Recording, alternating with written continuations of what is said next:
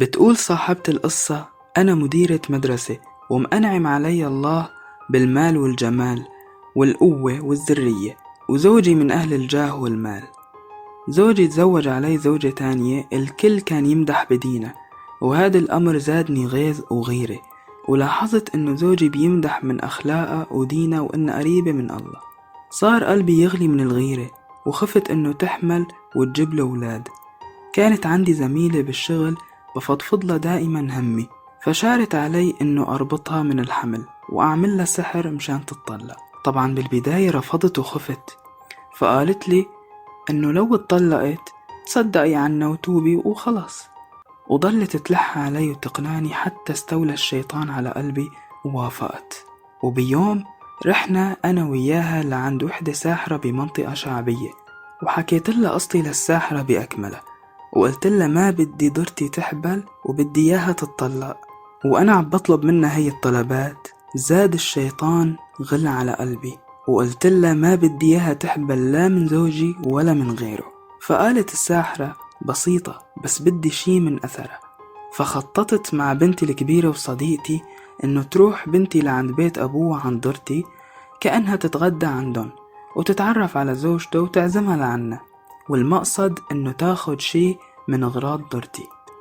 وبالفعل أخدت طرحتها أو إشابة وجابت لي إياه، ووديت الطرحة للساحرة، وقالت الساحرة عمرها ما حتفرح بأولاد، وعطتني شي وقالت لي رشيه بمكان تدخل وتخرج منه، وعطتني شي تاني أحطه بالأكل. وبيوم عزمتها وقلت لها نحن مثل الأخوات، بدي إياكي تتعشي معنا، وعزمت زميلة الشر للعشاء معنا، ورشيت السحر على المدخل اللي بتدخل منه ضرتي، والتاني حطيته بالقهوة.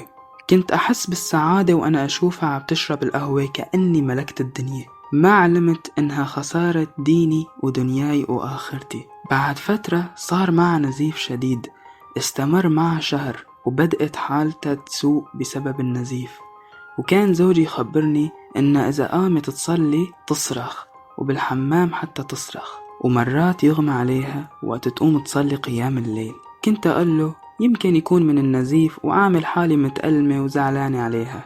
ساءت حالتها النفسية والصحية، ويأسوا الأطباء من وجود علاج له، وقرروا استئصال الرحم بسبب أورام سرطانية فيه، لكن رفضت العملية لأن شافت في الرؤية أنه كلب أسود عم ينهش رحمها، وأنه المفسرة قالت لها أنها مسحورة، وقالت لها أنها تمسح بزيت الزيتون على بطنها وترقي نفسها. خبرني زوجي بهالشي، وخبرت زميلة الشر، ورحنا للساحرة مرة تانية، وقالت إذا مسحت بطنها بزيت الزيتون انحلت العقدة وحملت، لازم نصرفها عن هذا الشي. وعطتني الساحرة أحط شي مرة تانية بالأكل. اللي كانت بتفسر الأحلام لضرتي هي مرة صديقتها، واتفقنا إنه نعمل لها سحر هي كمان مشان ما تعطي أي علاج لضرتي ولا تفسر له ولا حلم. وقالت لي الساحرة تعالي لعندي شي يوم وأحكي معها التليفون وطولي معها بالحكي، وصوتها بكفي إني أعقد لها سحر مشان ما ترد على ضرتي ولا تلاقي لها أي علاج، لا هي ولا غيرها، ولا تفسر أي حلم. وبالفعل أثناء المكالمة صار للمفسرة ألم فظيع بحلقها لدرجة إن ما حسنت تكمل المكالمة، وبهيك بكون ضمنت إنه ضرتي ما عاد تحكي مع المفسرة، لأنه مفسرة الأحلام تعبانة مثلها. حطيت السحر بالأكل للمرة الثالثة، وزاد سوء حالة ضرتي، وأجبرها زوجي إنه تعمل العملية، وتم استئصال الرحم. وزاد غيظي لما شفت زوجي حزين عليها، وصرت أريد أكمل انتصاري لحد ما أشوفها مطلقة. تشاورت مع زميلة الشر إنه أتهم ضرتي بالسحر مشان يطلقها زوجي، فرحت أنا وزميلتي وبنتي للساحرة، وعملت سحر لزوجي، ودفنت السحر بمكان بجوار البيت. وقلت لزوجي إني حلمت حلم، وحكيت مع مفسرة أحلام، وقالت لي إني أنتي وزوجك مسحورين من وحدة، وعطتني أوصاف زوجتك ودلتني على مكان السحر، وإنه السحر انقلب عليها فمرضت. وأخذت زوجي وبنتي للمكان اللي دفنت فيه السحر، وحفر زوجي فلقى السحر، وكانت الصدمة إله والفرحة إلي ولبنتي ولزميلتي. اتصل على أخو درتي وقال له أختك الكافرة الفاجرة الساحرة طالق بالثلاثة، وصور السحر وبعت له إياه. فكرت حالي إني انتصرت، لكن كانت النهاية إلي ولبنتي ولزميلتي. العقوبات اللي نزلت علينا، اللي صار لبنتي إنها اتطلقت لأنها عقيم بمرض غريب على المبيض بدمر المبايض، وهي هلأ بحالة نفسية سيئة وبتتعالج بإحدى المصحات النفسية. أما اللي صار لزميلتي زميلة الشر هو إنه ابنها الوحيد توفى بحادث، وهي عم تتعالج بنفس المصحة بعد الانهيار العصبي بعد وفاة وحيدة. أما اللي صار لي فبدأ الأمر بفصلي من عملي بعد فضيحة كبيرة بمجال عملي دبرت لي، ومكيدة أخرجتني من التعليم بفضيحة كسرت ظهري قدام الجميع. بعد إدمان أغلى ولادي على قلبي على الهيروين والحشيش، وهو هلأ بمستشفى بيتعالج من الإدمان. وبدأت أتعب وزاد المرض علي، ولما عملت تحاليل تبين لي إني مصابة بسرطان بالدماغ، وإنه وصل للحبل الشوكي وبدأ ينتشر بشكل مخيف وسريع بكل جسمي. وبسبب تشخيص المرض وإقامتي الدائمة بالمشفى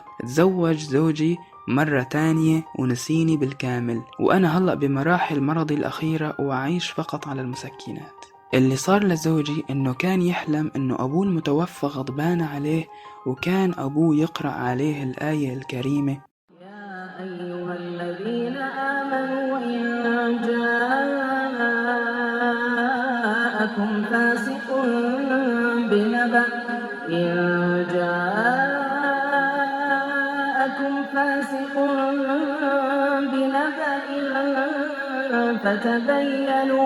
فتبينوا أن تصيبوا قوما بجهالة فتصبحوا على ما فعلتم نادمين. طلبت من أخواتي إنهم يخلوا درتي تجي لعندي على المستشفى، وصارحتها بكل شيء وطلبت منها تسامحني حتى لو أبوس رجليها. بكيت درتي وقالت كلمات تمنيت إني متت قبل ما أسمعهم. قالت لي: حرمتيني من الذرية وظلمتيني بديني وطالعتيني من بيتي بفضيحة وظلم، وإني ساحرة، وأنا هلأ لا أولاد ولا زوج بسببك. وبعدها قالت: الله يحرم عليكي رحمته، الله يحرم عليكي رحمته، الله يحرم عليكي رحمته. الظلم ظلمات في الدنيا والآخرة. هي العبرة لكل مين بيلجأ للسحرة والدجالين. وملاحظة: أي حدا بيلجأ لساحر أو دجال بيكون كفر بما أنزل على سيدنا محمد صلى الله عليه وسلم. حكمه بالإسلام أنه كافر مرتد والعياذ بالله. فنسأل الله تعالى العافية لي ولكم، وبتمنى إن شاء الله تكون القصة عجبتكم وتكون وصلتكم العبرة، وأهم شيء نكون مؤمنين بالله، ومهما صار معنا ما نخلي الشيطان يسيطر علينا وبإن نبيع نفسنا للشيطان. خلينا دائما متصلين بالله سبحانه وتعالى، خلينا دائما نكون عباد الله الصالحين اللي بيلجأوا له بكل شيء. فنصيحة: الساحر ما بهمه إلا ياخد مننا مصاري ويخلينا نبيع أنفسنا للشيطان ونكفر بالله. القناعة والرضا بما قسمه الله لنا هو أهم شيء. وإن شاء الله تكون عجبتكم القصة.